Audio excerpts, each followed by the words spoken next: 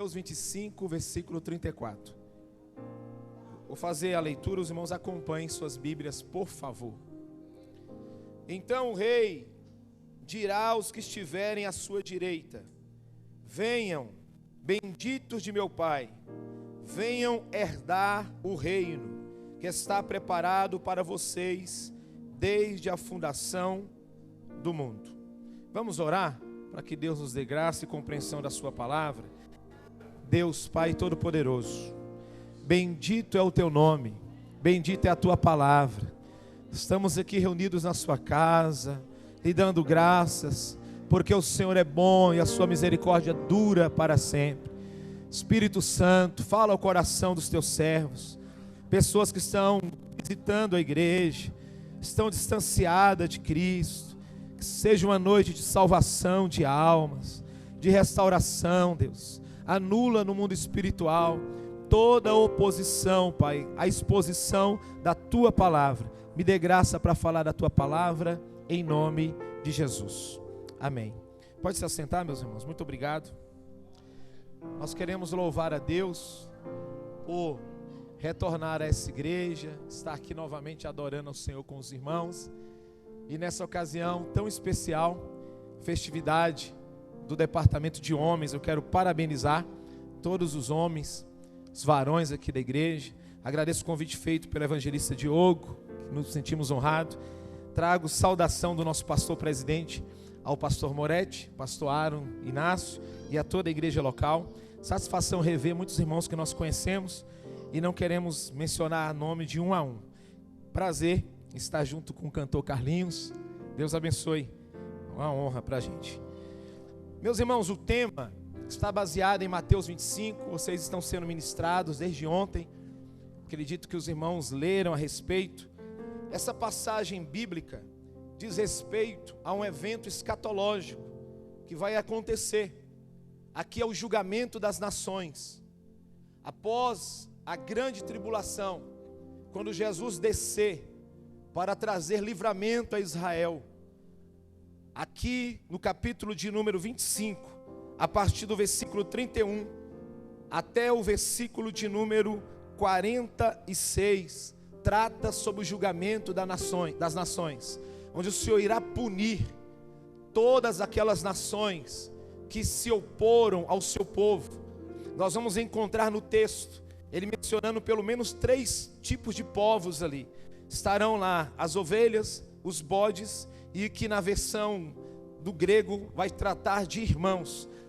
Então a interpretação comumente é de aqueles que se oporam aos judeus, que perseguiram, que mataram, aqueles que estavam resistindo aos judeus só por causa da cultura e por causa da etnia. Uma autoridade bíblica na área da escatologia, pastor Antônio Gilberto, no seu livro Calendário da Profecia, ele trata de maneira pormenorizada acerca disso. Então aqui vai tratar do julgamento das nações. Pastor Moretti, que é uma sumidade no assunto escatológico, ele sabe de todo esse contexto. Eu não quero pregar o texto a respeito, fazer uma exposição do texto a respeito do julgamento das nações, porque demandaria tempo, precisaríamos estudar a Bíblia com todos os seus pormenores. Eu quero ficar com essa expressão, bendito do Pai, utilizando-se a data festiva de hoje, o Dia dos Pais. Abra um parênteses aqui para parabenizar, esqueci, me perdoe, parabenizo todos os pais.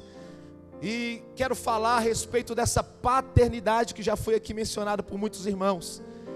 Nós somos benditos do Pai. O que é ser bendito?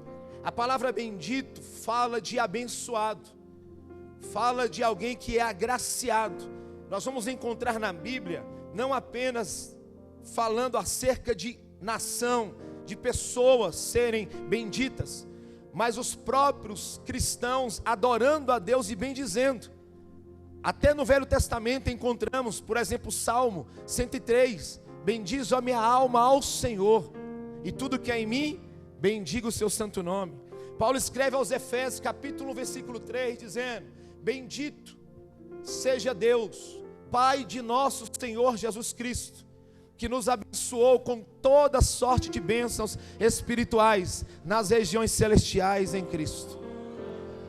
Quando você encontrar a expressão bendito se dirigindo a Deus, é uma expressão de um louvor, é uma expressão de gratidão, coração grato, externando louvores e ações de graças a Deus.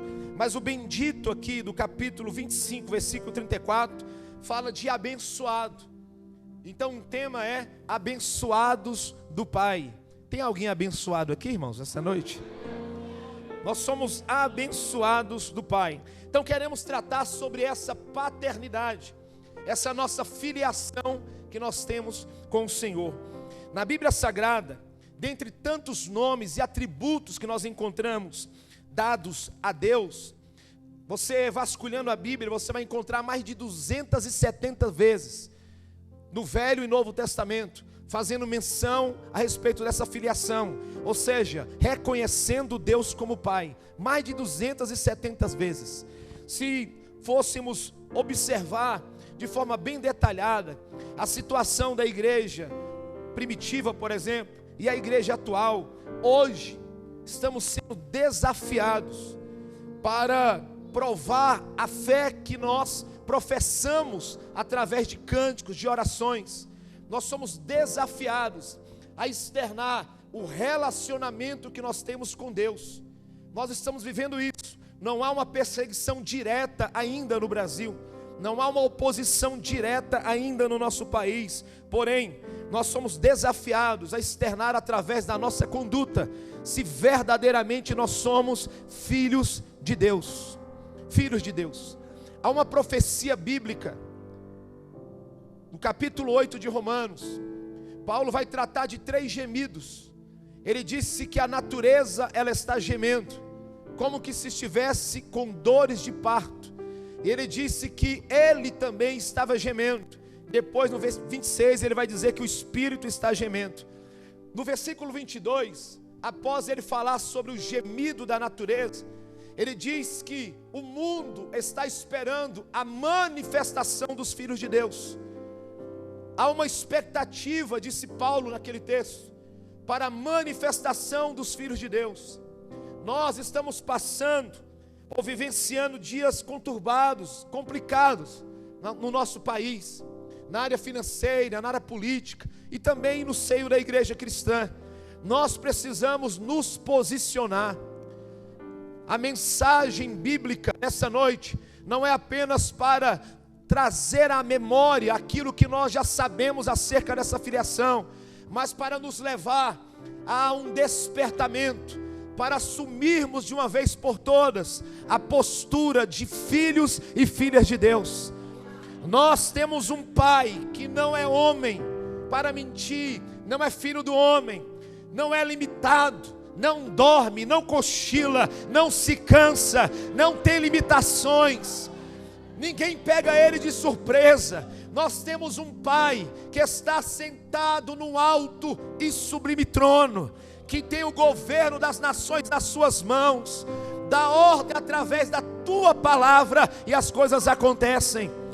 É hora de nós manifestarmos essa filiação e reconhecermos que Ele é Pai, mas nós somos filhos de Deus. Parece pouco, pastor, mas eu vou lhe mostrar até o final da mensagem, você vai entender de maneira mais profunda. Primeiro, o que eu preciso fazer? Lançar as bases bíblicas ou doutrinárias acerca dessa filiação. Todos os seres humanos são filhos de Deus? Não. A Bíblia diz em João, capítulo 1, versículo 12: mas a todos quanto receberam a Cristo, aqueles que creem no seu nome, Deus deu-lhe o direito de serem chamados filhos de Deus. O mesmo João, na primeira epístola, capítulo 3, versículo 1, ele disse: vejam, com grande amor nos amou o Pai, nos concedeu grande amor, que fôssemos chamados filhos de Deus. Aí ele vai e confirma o que de fato somos. João, ele traz esse ensinamento, essa doutrina, mostrando que para o homem passar a ser filho de Deus, ele tem que entregar a sua vida a Cristo, crer no nome de Jesus, confessar com a boca Jesus como Senhor, crer no coração que Jesus foi ressuscitado por Deus dentre os mortos para ser salvo, e uma vez fazendo isso, ele passa a ser filho. O interessante é que no versículo 12 do Evangelho de João, a Bíblia mostra que o direito é garantido por Deus, é Deus que garante esse direito, mas a escolha final é do homem. Deus garante: todos quanto receberem serão chamados, mas é o homem que decide aceitar ou entregar a sua vida a Jesus Cristo. É o homem que decide. Agora, o que seria crer aqui em João 1,12, pastor? O que seria crer? Eu quero trazer pelo menos duas aplicações bíblicas sobre o crer. Crer em Jesus significa amá-lo, significa devotar toda a vida a Ele. É o que João escreveu, capítulo 3, versículos 18 e 19 do Evangelho.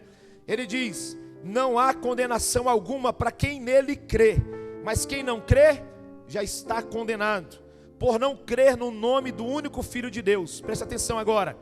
E a condenação se baseia nisto: a luz de Deus veio ao mundo, mas as pessoas amaram mais as trevas do que a luz, porque as suas obras eram más. O homem, quando ele não quer se achegar a Deus, João escreveu nesse contexto do capítulo 3, que é para suas obras não serem reprovadas, porque a Bíblia diz, aos Efésios, Paulo escreveu dizendo que a luz a tudo manifesta, tudo fica claro, notório diante da luz. O homem não quer se aproximar, porque senão suas obras serão reprovadas, e eles então amam as trevas, preferem se ocultar. Crer é amar a Deus, crer é se entregar a Ele, ainda que ao se aproximar dEle, iremos perceber através da luz que é a palavra, muitas coisas em nós que precisam ser mudadas, transformadas, erradicadas, abandonadas. Mas quem ama mergulha, quem ama se entrega, quem ama não coloca debaixo do tapete, quem ama traz as claras e diz: eu estou maltrapilho, Deus, eu estou sujo, eu estou aprisionado em muitas áreas, mas eu sei que o Senhor tem poder para me libertar, porque eu sou o teu filho, eu aceitei a obra de Cristo no Calvário. Crer significa amar. Segundo, crer significa obedecer a palavra de Deus. João capítulo 12, versículos 46 e 48. João escreveu: eu vim como luz para brilhar neste mundo, Jesus falando, a fim de que todo aquele que crê em mim não permaneça na escuridão. No 48, quem me rejeitar a mim e não receber as minhas palavras, já tem quem o julgue. A palavra que eu vos tenho dito, essa há de julgá-lo nos últimos dias. Crer é ouvir e obedecer. Crer não é apenas algo abstrato, em que a gente fala, cada um muito subjetivo, a palavra correta, cada um tem a sua crença. Não é isso. Crer vai resultar em prática. Jesus falou: quem me ouve e pratica a minha palavra é comparado a um homem sensato, prudente, que lançou os alicerces da sua casa, cavou bem profundo e lançou na rocha. Vieram as chuvas, os ventos, as inundações, bateram com ímpeto contra aquela casa, mas não caiu, porque estava edificada sobre a rocha. Quem ouve e não pratica é semelhante ao nécio insensato, imprudente, que edificou sobre a areia. As mesmas adversidades que vieram sobre a casa na rocha, mas o resultado final, que caiu a casa na areia e grande foi a sua ruína. Crer é obedecer a palavra de Deus. Crer é amar a Deus acima de qualquer coisa. Crer não é algo tão subjetivo. Crer é estar fundamentado nas verdades eternas da palavra do Senhor. Todos aqueles que assim fizerem, pela graça ofertada no Calvário, têm direito de serem chamados filhos de Deus. Filhos de Deus. Agora, a Bíblia apresenta umas outras filiações, e eu preciso mencioná-las. A primeira delas, após ser filho de Deus, a Bíblia diz que existem também os filhos do maligno. João, ele escreve sobre isso, capítulo 3, da primeira epístola. Ele diz: quem pratica o pecado é o do diabo, porque o diabo vive pecando desde o princípio. Para isso o Filho de Deus se manifestou, para desfazer as obras do diabo. Qualquer que é nascido de Deus não vive na prática do pecado. Está falando de iniquidade, não é o tropeço diário. Ele está falando da prática do pecado, porque a semente de Deus permanece nele, o Espírito está nele, a presença do Deus Espírito habita nele. Ele não vai continuar pecando, a vida dele está passando por um processo. Ele está sendo regenerado, ele está sendo convertido, ele está sendo lavado, ele está sendo purificado, ele está sendo ensinado. Ele não consegue viver pecando. Quem está em Cristo não peca em paz. Quem está em Cristo não peca em paz. Não tem como viver pecando. João está dizendo isso. Nisso são manifestos os filhos de Deus e os filhos do diabo. Qualquer que não pratica a justiça e não ama seu irmão, não é de Deus. E ele vai moldando, vai retirando, vai tirando tudo aquilo que não agrada a ele. É a santificação progressiva. Nós éramos filhos do maligno, mas agora nós somos filhos do eterno Deus. Mas a Bíblia menciona, agora tem uma outra filiação. E aqui, mesmo crente, nós incorremos nesse erro muitas vezes. Qual é, pastor? Tem muita gente que são filhos da religiosidade.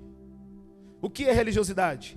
É colocar os costumes humanos, as tradições, os dogmas denominacionais acima ou no mesmo pé de igualdade da palavra de Deus. Jesus, ele nunca teve dificuldade em lidar com pecadores. Você não encontra isso nos evangelhos. Mas Jesus, ele enfrentou muitas vezes os religiosos.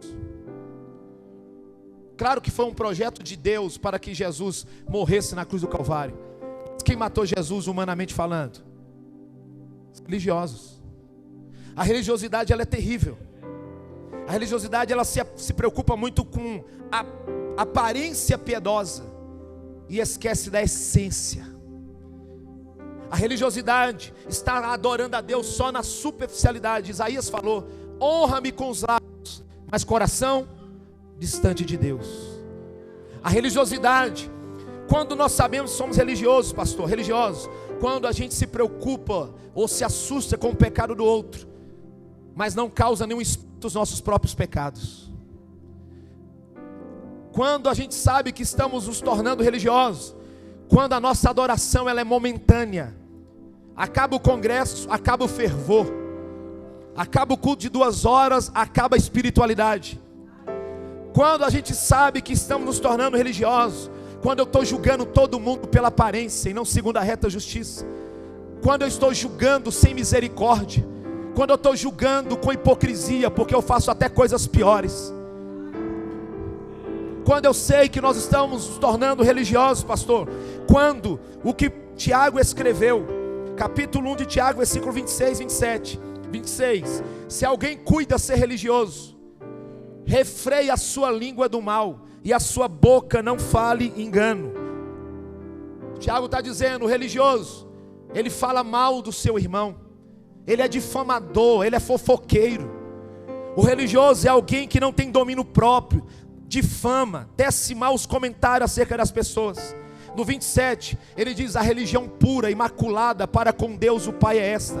Qual é, Tiago? 2 pontos. Atender os órfãos e as viúvas nas suas necessidades. E mais o que, Tiago? Guardar-se da contaminação do mundo. A religião pura, imaculada, é servir as pessoas, não se contaminar com o mundo, e manter a língua dentro da boca calada quando vai falar de alguém. Isso é vida religiosa. Isso é religiosidade, melhor dizendo. Existem muitas pessoas que são filhos da religiosidade. As pessoas que acham que são melhores, porque aparentemente nunca erraram na área de que alguém errou. As pessoas são religiosas, elas acham que são superiores porque tem mais tempo na igreja, porque tem uma credencial, porque tem uma aptidão até espiritual, e acham que são melhores, são religiosos. Jesus falou que 2 homens sobem ao templo para orar. Um era religioso e o outro um miserável pecador publicano. O religioso orava dizendo: não sou como esse publicano que está próximo a mim. Eu estou dando o dízimo de tudo que possuo, jejuo algumas vezes na semana. Eu sou um religioso, eu sou um fariseu, eu sou alguém que tem status, eu conheço as leis, as normas, eu conheço os mandamentos. E o publicano, com a cabeça baixa, batia no peito e dizia: Pai, tem misericórdia de mim, pecador. Tem misericórdia de mim, pecador. Tem misericórdia. E Jesus disse que quem desceu para casa justificado não é aquele que era doutor no que conhecia, mas aquele que reconhecia que não era nada. Que não é nada. Ei, somos filhos de Deus, somos, mas diante de Deus todo mundo está no mesmo pé de igualdade. Não tem ninguém grandão aqui que sabe muito. Não tem ninguém tão santo que diga: eu não erro, eu não falho. Não, todos foram encerrados debaixo do pecado, para Deus usar de misericórdia com todos, escreveu Paulo. Então, se você está aqui, adore a Deus, porque você foi alcançado por tamanha misericórdia. Você é filho de Deus, não seja filho da religiosidade. Foge da religiosidade. Foge da religiosidade. Pastor, todos nós cometemos isso, cometemos. Lá no Lago Azul, onde o irmão falou, congregava lá, eu liderava a mocidade. Fizemos um congresso sexta, sábado e domingo. Domingo de manhã e à noite. Então 4 pregadores. Irmão, sexta-feira, sábado, uma bênção. Domingo de manhã, Jesus derramou uma graça. Batizou 22 irmãos, a maioria jovens, com o Espírito Santo. O culto terminou quase 1h da tarde. O povo não queria nem almoçar. Aquela glória de Deus. Evangelismo à tarde, uma bênção. E o pastor falou comigo assim: eu posso convidar o pregador de domingo à noite? Eu falei: pode, pastor. E ele convidou. Sexta-feira o pregador, canela de fogo. Sábado também. Domingo de manhã o homem estava transbordando da unção. Quando chega o pregador domingo à noite, minha religiosidade, o pregador tinha a barriga maior do que a minha 5 vezes. Uma gravata de 1 palmo pendurada no pescoço, uma gravatinha. Teve maior dificuldade para subir no púlpito. E eu sentado no altar, eu falei: misericórdia. A festa está pegando fogo desde sexta-feira. Deus derramando uma graça. E esse pregador aí está com dificuldade para subir os degraus, está quase infartando. Não vai dar conta de pregar não. Assumiu o púlpito. Aí o texto era lá em Judas: salvai os arrebatantes do fogo, era o texto. E ele começou a pregar, agradeceu as considerações, aí falando bem baixinho, uma voz cansada, embargada. Epístolas gerais, em que compreende essa carta também. Aí o misericórdia. Sangue de Jesus tem poder. O congresso terminou de manhã, eu pensando, irmão, confesso aqui, Jesus conhece, não adianta. Irmãos, Deus usou esse homem mais do que o pregador da sexta, do sábado à noite, do domingo de manhã. Irmão, domingo o culto terminou 11h da noite, pastor. Deus tomou a igreja. Pessoas vomitavam a obra de macumba. Pessoas estavam sendo curadas. Jesus batizou mais não sei quantos com o Espírito Santo. Salvou uma ruma de pessoas. O nome foi glorificado. Sabe por quê? É Deus me ensinando, esfregando na minha cara: não é você, não é a aparência, é eu, é o meu Espírito, é a minha graça, é a minha palavra, é o meu nome. Levanta a mão ao céu. Não é o pastor Sérgio, não é o evangelista Diogo, não é o pastor Moretti. É Deus que está nessa noite ministrando ao coração e dizendo: benditos, eu tenho uma palavra para vocês. Adore a Ele por um instante. Adore a Ele, adore a Ele.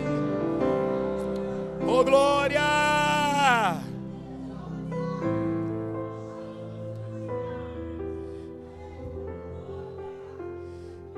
Pastor, nós somos filhos de Deus. E quais são as práticas dos filhos de Deus? Vamos mencionar algumas aqui. O que nós devemos, o que evidencia segundo a Bíblia essa filiação? Primeiro, os filhos de Deus, eles creem que Jesus é o único e suficiente Salvador. Eles creem. João escreveu a primeira epístola, capítulo 5, ele disse o seguinte, versículo 1: todo aquele que crê que Jesus é o Cristo. Cristo aqui não é sobrenome, é título.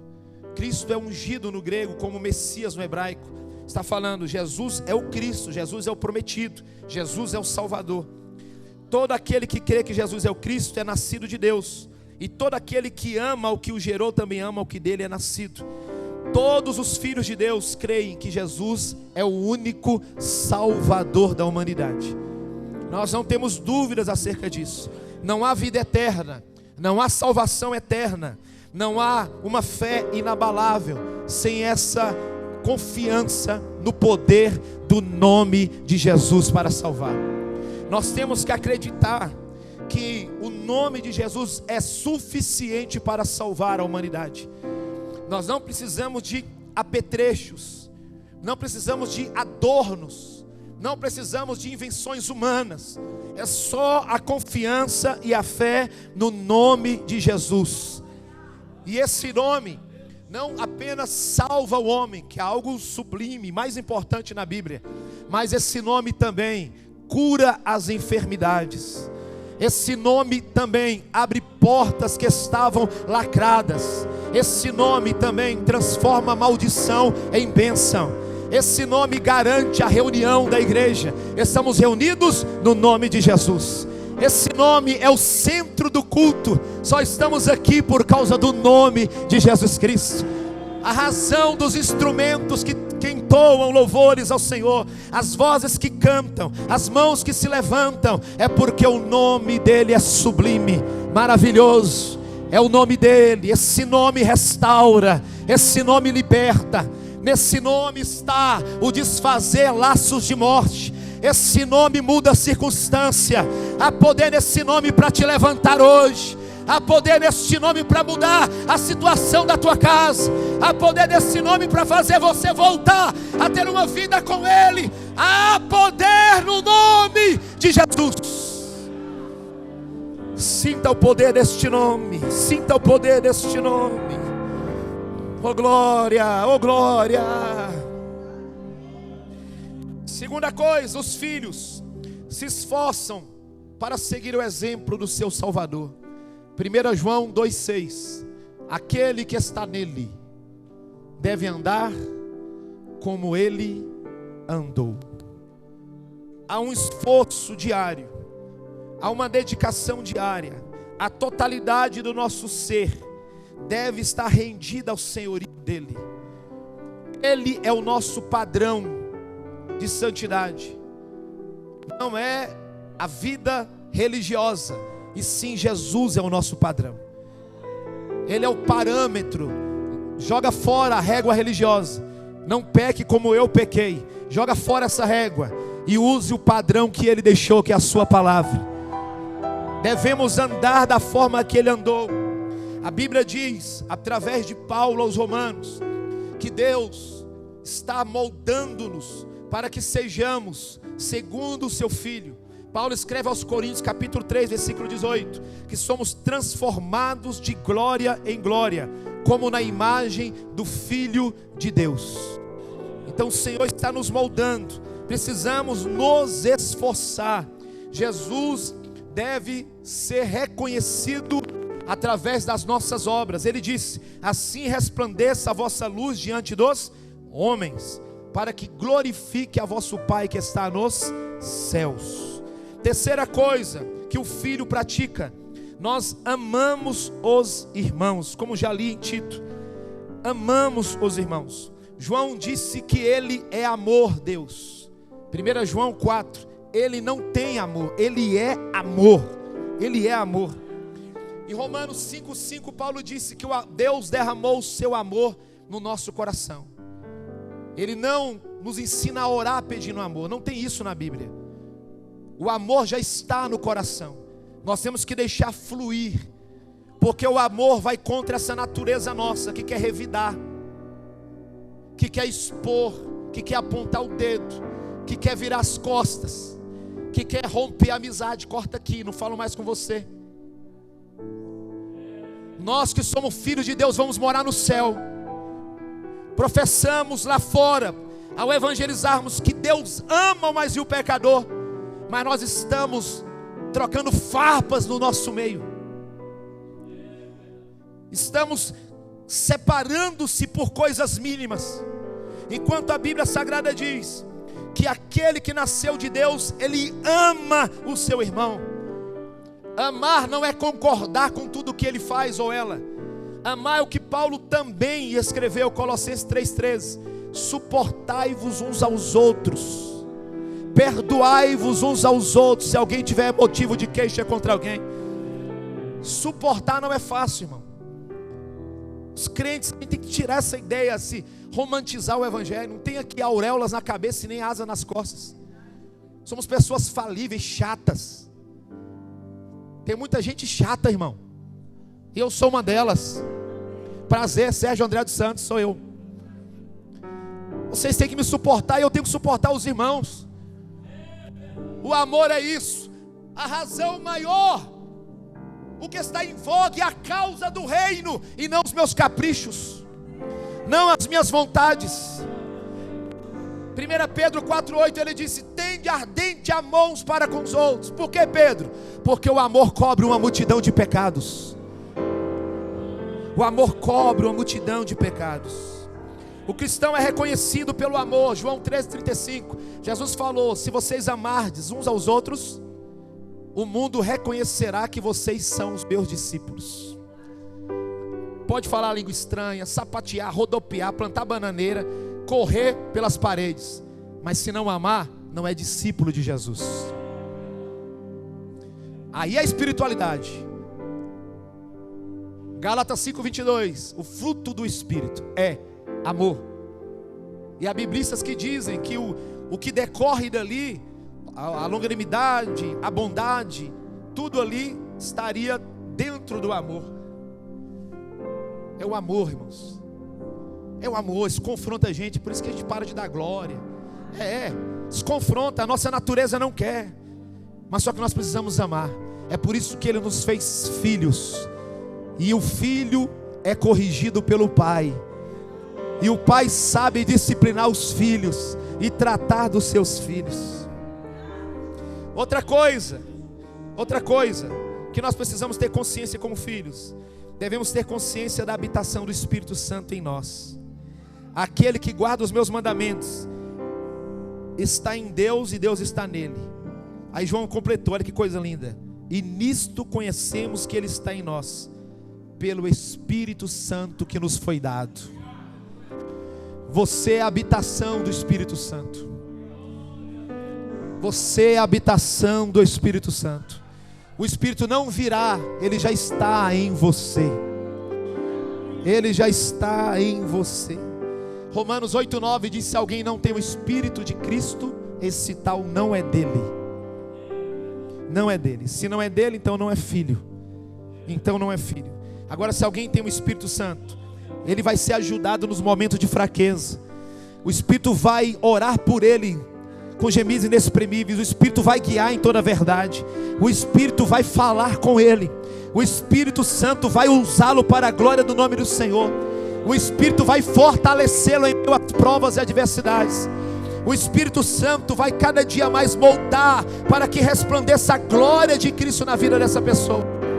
Se o Espírito de Deus habita em nós, nós recebemos essa testificação que somos filhos de Deus.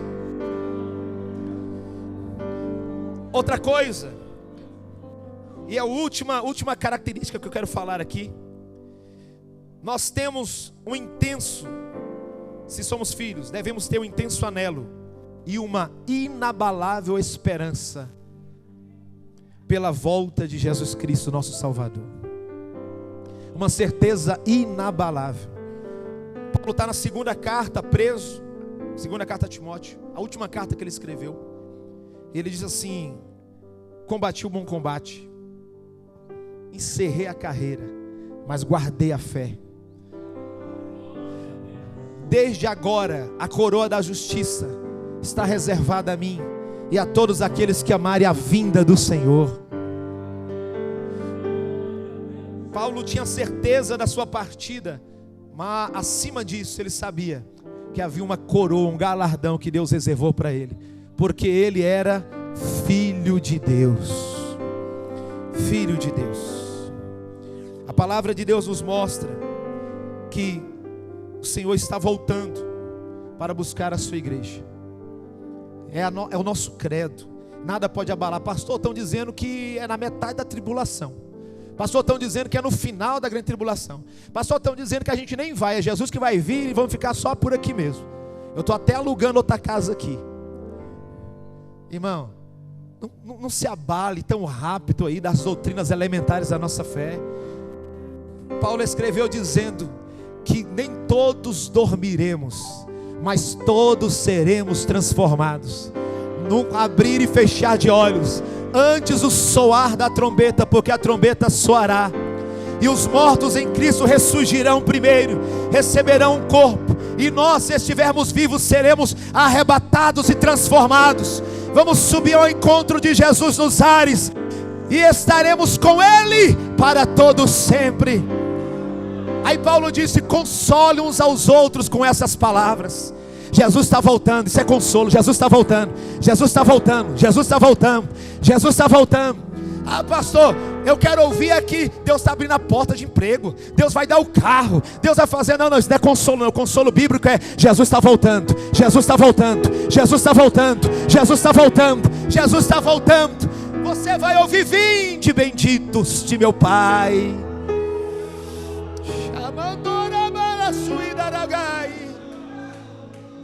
Vinde benditos do meu Pai. Possui por herança esse reino que está preparado antes da fundação do mundo. Tem alguém aqui que tem essa esperança viva no coração ainda? Glória! Meu Deus! Pastor, o Senhor mostrou o que é ser filho, como faz para ser filho, quais as características bíblicas aí que demonstram que nós somos filhos. Agora, por ser filho, pastor, já somos salvos, porém, tem mais alguma bênção aí? Tem alguma coisinha aí advinda dessa filiação, além da salvação? Vamos lá. Só quem é filho, rapaz, eu me perdi na hora, eu não marquei. Me dá um toque aí, puxa meu paletó, tá? Só quem é filho pode orar chamando Deus de Pai. Ah, entenderam não? Entenderam não? Entenderam não? Vou repetir. Só quem é filho. Só quem é filho. Ninguém vai chegar na casa do pastor Moretti, né? Ainda que alguém poderia e seria bem tratado, mas chegar lá chamando o pastor Moretti de pai. Não vai. Só os filhos. Só os filhos. Só quem é filho chama Deus em oração de Pai. Consegue entender isso? Consegue entender? Só quem é filho. Jesus falou em Mateus 6,9: Pai, Pai, não é só teu Pai, nem só o meu Pai, é o Pai nosso. É Pai de todos que entregaram-se a Cristo. Mesmo quem está capengando na fé, tropeçando aqui e ali, caminhando com dificuldade, mas é Pai dele também, é Pai dele também. Mesmo aqueles que, abalados por alguma situação, não têm a mesma maturidade, são oscilantes, mas também têm essa filiação, são filhos também. São filhos de Deus. Quando orar, eu tenho que ter essa consciência. Se eu estiver orando, eu sei que Deus tem filhos e filhas aqui nesse ambiente, nessa igreja, em que Ele guarda, que Ele abençoa e que Ele protege. Só quem é filho. Marcos 14:36, o texto diz: Jesus está lá no Getsemane, e Ele está orando, e dizia: Abba, uma expressão aramaica, de carinho ou de intimidade, papaizinho ou paizinho. Abba, Pai. Olha Jesus orando, lá no Getsemane: tudo te é possível, afasta de mim esse cálice, contudo não seja o que eu quero, mas sim o que tu queres. Só quem ora ao Pai, a Deus, chamando de Pai, que entende pelo menos 3 coisas através disso. Jesus falou aqui em Marcos 14:36. Primeiro, e dizia: Abba, Pai, tudo te é possível. Você está orando ao Pai, tudo te é possível. Ao dobrar o joelho, entenda: o teu Pai que está no céu, Ele é soberano, Ele está acima dessa enfermidade, Ele está acima dessa dificuldade conjugal. Ele está acima da dureza do coração dos filhos que dizem que não virão mais para a igreja junto com você. Ele está acima de toda impossibilidade humana. Ele é soberano. Tudo te é possível. Segunda coisa que nós aprendemos, ele disse: afasta de mim esse cálice, essa provação, essa dificuldade. O que Jesus está fazendo? Apresentando dificuldades, limitações perante Deus. Oração não é isso aqui, não é. Oração não é isso aqui. Ó Deus, segundo o beneplácito da tua soberana vontade. Isso não é oração. Oração é rasgar a alma. Fala: Deus, estou com vontade de chutar o pau da barraca. Minha vontade é de ir embora, nem voltar mais. Minha vontade é de colocar tudo, jogar tudo na lata do lixo. Mas eu sei que a tua vontade não é essa. Senhor, muda meu coração, me dá graça. Os hormônios estão à flor da pele para eu pecar. O diabo tem armado diversos laços para eu ceder, mas a tua graça é maior. Me dá livramento. Eu estou fraco, eu estou desanimado, eu estou incrédulo, mas eu sei que o Senhor é um Deus misericordioso. Você não pode falar das suas dificuldades para nem todo mundo, porque vão te julgar, te taxar, vão agir de preconceito. Porém, há um Deus que não destrata você quando você coloca para fora o que você sente. Quando você fala como está a tua alma, o teu relacionamento com Ele, os teus medos. Há um Deus que quer receber da tua boca com sinceridade quem é você. Um Deus que está além da gravata pendurada no pescoço. Um Deus que vai além do cargo eclesiástico. Um Deus que vai além da parede transcendental.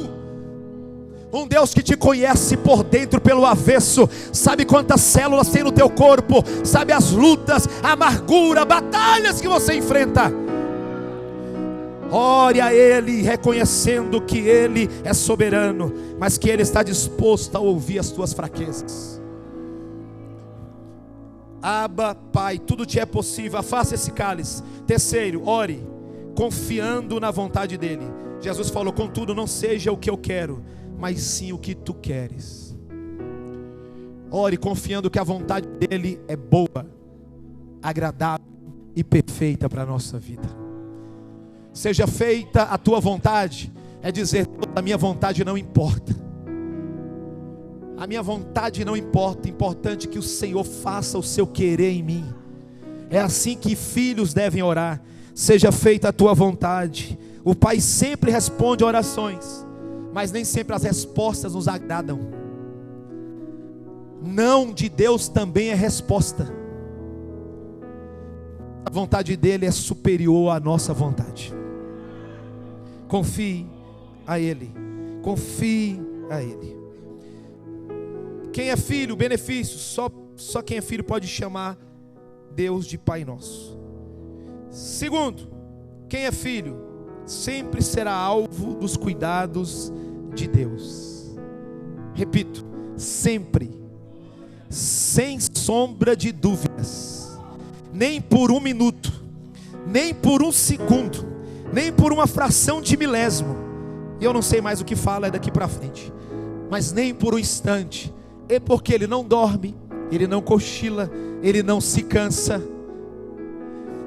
Ninguém pega Ele de surpresa. Isaías 46, versículos 9 e 10 diz que Ele sabe o fim das coisas antes delas iniciarem.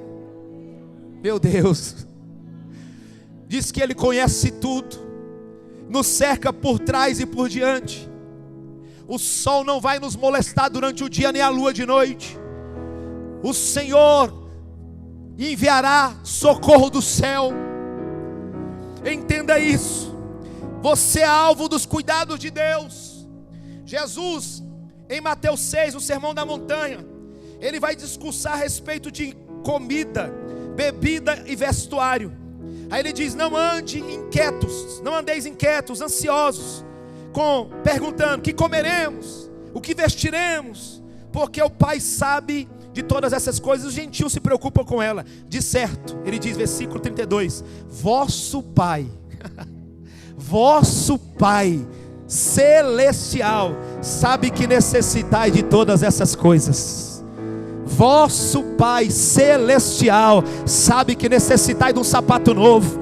Vosso Pai celestial sabe que você necessita de uma roupa para o seu filho. Vosso Pai celestial sabe que você necessita de situações para atender necessidades básicas, porque Ele cuida dos seus filhos. Ele cuida dos seus filhos, Ele faz além do que você precisa, além do que você pede, além do que você pensa. Deus sempre faz além, porque nosso Deus, Ele cuida dos seus filhos. Deus já te surpreendeu alguma vez? Deus já te surpreendeu alguma vez com detalhes? Deixa eu contar isso aqui. Pastor, um testemunho desse tão fraquinho, irmão, alegrou muito minha família. Estou falando do Deus grande, poderoso e pode fazer coisas maravilhosas. Mudei esses dias, mudei de endereço. Pastor Alexandre foi lá até nos auxiliar. Mudei. E faltava no cantinho lá da sala uma mesinha para a gente colocar o telefone, ou o modem, alguma coisa. E eu estava em determinado local, ajudando um outro irmão a respeito de mudança. E tinha uma mesinha lá, irmão, a mesma medida. Pegamos tanta coisa pesada, carregamos, enchemos o caminhão, fomos descarregar. E ele falou: pastor Sérgio, está empoeirada.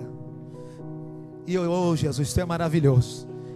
A gavetinha está funcionando normalmente, os pezinhos estão ótimos aqui, só está um pouco empoeirado. Eu falei: me dá esse paninho aqui, irmão, vamos limpando aqui. Deus abençoe, irmão. Deus abençoe, irmão. Trouxemos para casa, irmão, a mesma medida foi feita para lá, encaixou, porque o vosso Pai sabe das vossas necessidades. Se o Deus que envia a mesinha de canto para a casa do seu filho, Ele não tem poder de arrancar essa enfermidade do corpo do teu familiar. Ele tem poder para abrir essa porta e mudar a circunstância da tua casa. Ele tem poder para trazer de volta a calmaria para o teu lar. Levanta a mão ao céu. Esse Deus soberano, Ele desce com mão forte e declara algo sobrenatural ao teu favor e a favor da tua casa. Quem é filho, está passando por essa situação, levanta a mão ao céu e adore a Ele. Adore, adore, adore a Ele. Ele cuida de você.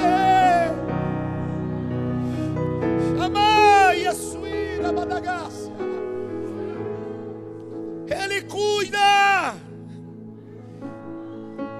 Ele cuida. Oh glória. Não vai dar para terminar, mas ouça isso aqui. Não está no esboço, mas está no coração de Deus. Dirigi a igreja lá em Minas. Alguns irmãos já ouviram isso aqui. Dirigi a igreja lá em Minas de finalzinho de 2004 até 2008, 2005, início de 2005 até 2008. Tinha uma família que congregava com a gente lá. A família precisava muito da intervenção de Deus na área financeira. Moravam de aluguel num barraco insalubre, no fundo de um lote. Não tinha cerca, não tinha muro na casa. Um barraquinho de madeira mesmo, bem baixinho, no noroeste de Minas, muito quente. E eu estava numa prova financeira terrível. Fui comprar um pão de manhã, juntei as moedinhas e comprei aquela rosca. Rosca, os irmãos conhecem? Rosca? Aquele pão grande assim, com aquele creme amarelo e um coco ralado por cima. Meu Deus. Fui para casa salivando, a prova, irmão. Tem alguém que já passou por prova aqui? Tem alguém que já passou? Prova. Chegando em casa, entrei pelo portão e dava acesso à cozinha. Minha esposa, eu não sou chegado muito em café. Minha esposa estava colocando o café no centro da mesa com algumas xícaras. Nós não tínhamos filhos à época. E Deus falou comigo assim: pega esse pão.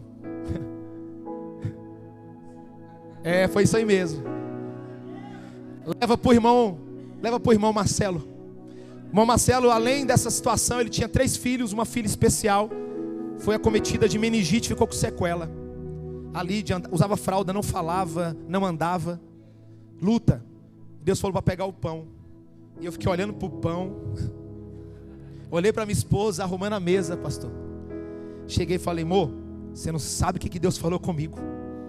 Pegar esse pão aqui delicioso e levar para o irmão Marcelo, você acredita? E ela falou: Deus mandou, então vai. Montei no veículo da igreja, que era uma bicicleta Monarch. Era da igreja, depois eu conto em testemunho em outra ocasião. E fui, uns 3 quilômetros de distância a casa do irmão Marcelo. Era 7h30 da manhã, 7h35. E eu fui orando, chorando, adorando a Deus, sentindo a presença dele. Cheguei lá, desci da bicicleta, coloquei encostado num pé de manga, numa mangueira, no meio do lote. E estou indo com um pão para bater na porta da casa do irmão Marcelo, às 8 da manhã mais ou menos. Quando eu vou bater, eu percebo que eles estão orando. Pai, trata e cuida dos seus filhos. E eu esperei, e a oração do irmão Marcelo era mais ou menos essa: Deus, não tenho nada para oferecer para os meus filhos, mas eu sei que Tu és poderoso para enviar pão para a nossa casa. Tem alguém que acredita, irmão, nisso aqui, irmão, que Deus envia pão? Olhe para cá, olhe para cá. Deus falou comigo 7h35 da manhã. Eu sempre gosto de destacar isso. Às 8 horas o irmão Marcelo vai orar. Vou repetir. 7h35 Deus fala: prepara a provisão que o meu servo vai pedir pão. 8 horas o irmão Marcelo levanta a voz e fala: Deus manda pão. Quase meia hora antes a bênção já estava preparada. Quase meia hora antes a bênção já estava preparada. Só meia hora depois é que a oração será feita. Porque Deus sabe do que será falado nos nossos lábios antes da palavra ser lançada. Levanta a mão ao céu. Haverá provisão de Deus. Deus vai colocar no coração de alguém. Se prepara, vai bater na porta da tua casa. Adore, adore. Não sei se você acredita, Deus já preparou a provisão.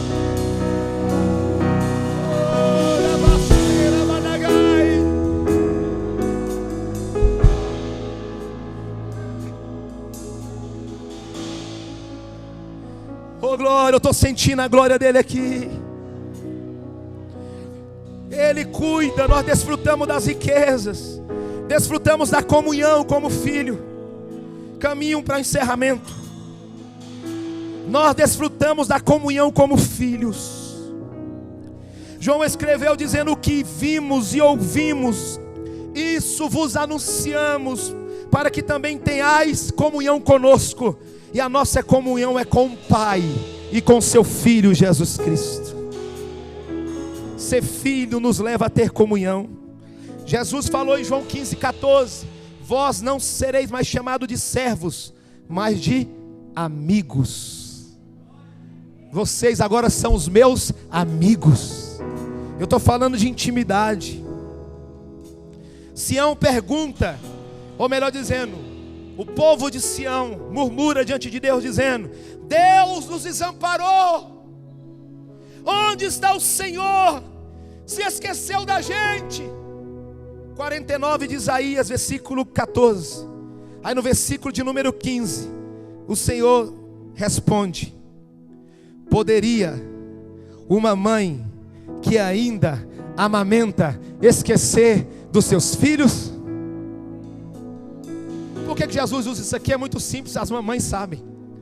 Se a mamãe demorar, dar de mamar a criança, as glândulas que produzem leite nos seios das mulheres irão produzir leite, vai provocar dor, vai expelir o leite, e naturalmente elas vão buscar a criança para mamar. Deus está falando algo muito simples, muito simples. A mãe que está com o seio cheio de leite, ela pode se esquecer do filho? Obviamente que não.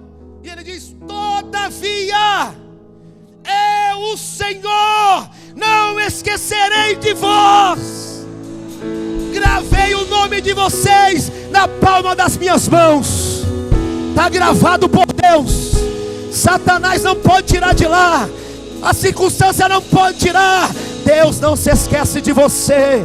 Você achou que ia sair do congresso sem ouvir ele falar na intimidade? Ele te trouxe aqui para dizer que não se esqueceu de você. Volta hoje, volta hoje, volta hoje. Oh glória. Vamos desfrutar de comunhão. O diabo, ele não quer isso. Ele lança em xeque a nossa filiação.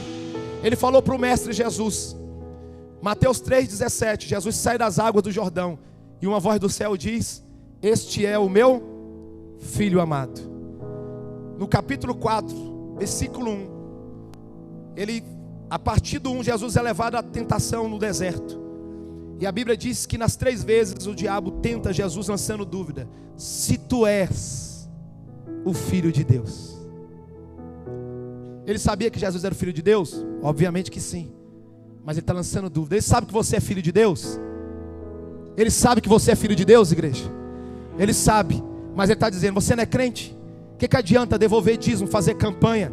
A tua situação financeira. Tu não é crente? Você vai para a igreja, teu marido vai para o bar. Você não é crente? Teu filho está lá no PDF, Cascavel, CIR, CDP, presídio. Você não é crente? A tua família está destruída. Você é filha de Deus. Você é filho de Deus, está vivendo isso.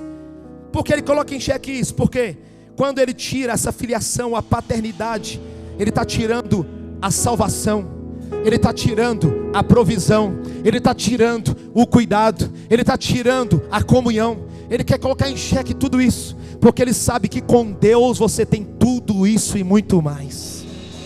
Entende? Entende? Isso vai gerar em você ansiedade, preocupação, dúvida, porque não tem um pai. Mas nós temos um pai. É por isso que ele fala através do salmista: em paz deitarei e dormirei. Por quê? Porque só tu, Senhor, só tu, Pai, me fazes repousar em segurança. A minha filhinha de 3 anos, ela não vai dormir e faz uma série de perguntas: mamãe, tem biscoito? Mamãe, papai, tem leite? Papai, tem chocolate? Ela não pergunta. Ela vai dormir. E vai dormir a noite inteira. Entendeu, não? Ela vai descansar. Ela vai mamar e vai dormir a noite inteira. Entreguei que ela está mamando com 3 anos, misericórdia. Vai dormir a noite inteira. Por quê? Ela confia que o pai vai de alguma forma trazer provisão, que o pai vai guardar ela enquanto ela dorme. Se assustar na madrugada com algum pesadelo, o pai vai estar lá quando ela precisar. O pai sempre vai proteger, o pai sempre vai livrar, o pai sempre estará presente. Com você não é diferente. Descansa, volta para casa, se alegre e vai dormir. O pai trabalha por você enquanto você dorme. Repousa em segurança. Tem um Deus trabalhando pela tua vida. Tem um pai no céu. Oh glória, se coloque de pé por favor. Meu Deus, estou sentindo a presença gloriosa do Espírito de Deus aqui. Aleluia. Jesus no capítulo 14, ele está vendo que os seus discípulos estão com o coração conturbado. E ele diz assim: não se turbe o vosso coração. Crede em Deus, mas crede também em mim. Na casa de quem? Na casa de quem? Na casa do papai é a nossa casa. Entende isso aí? Entende? Eu não chego na casa do pastor Moretti, uso como exemplo de novo, vou lá abrir a geladeira, vou entrar no quarto, por quê? Não é a casa do meu pai, terreno. Mas pode? Ó, geladeira, não sei não, hein? Na casa de meu pai há muitas moradas. Jesus é verdadeiro, ele disse: se não fosse assim, eu vos teria dito. Vou preparar lugar, para quando tudo estiver pronto, eu possa voltar e levar vocês, para que onde eu estiver, vós estejais também. Aleluia! Nós vamos para lá. Nós vamos para lá. Nós vamos para lá. O mundo está dizendo que não. O mundo está pregando que não, mas a igreja continua na contramão dizendo: nós vamos para lá. Ele foi preparar lugar. Nós vamos para lá. Há muitas moradas e nós vamos para lá. O céu é a morada da igreja. Oh glória. Pastor, eu estou distanciado, eu estou afastado. E agora, pastor? Eu queria também. Lucas 15, a parábola do filho pródigo. Quando o filho volta, maltrapilho, cheirando mal, cheirando a porcos, descalço. Estava longe dos limites de Israel, porque lá não cria porcos. Ele estava criando porcos em algum lugar, trabalhando para alguém que criava porcos. Ele volta arrependido. O filho caminha em direção à casa do pai. A Bíblia diz que o pai vê de longe e o pai corre. O filho caminha envergonhado, cabisbaixo. O pai corre com os braços abertos. Era para ter dado glória a Deus aqui, né? Mas vou continuar. Eu não vou correr porque gordinho correr é complicado, né? O pai corre de braços abertos. E o filho caminha, o pai pula, abraça e lança o pescoço e beija.